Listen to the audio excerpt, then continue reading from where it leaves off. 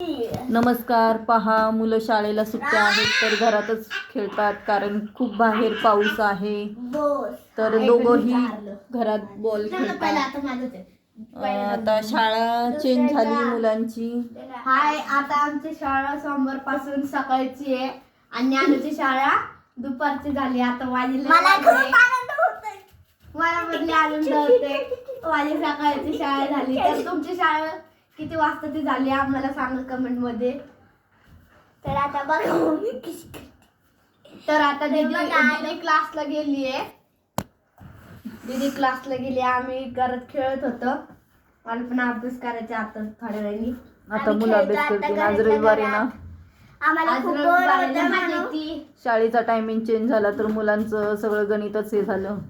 मोठ्याची सकाळी झाली आणि छोटीची सगळीकडे पाऊस भरपूर आहे. आता पुण्यामध्ये भरपूर पाऊस पडतोय. सगळ्यांनी सावधान राहा.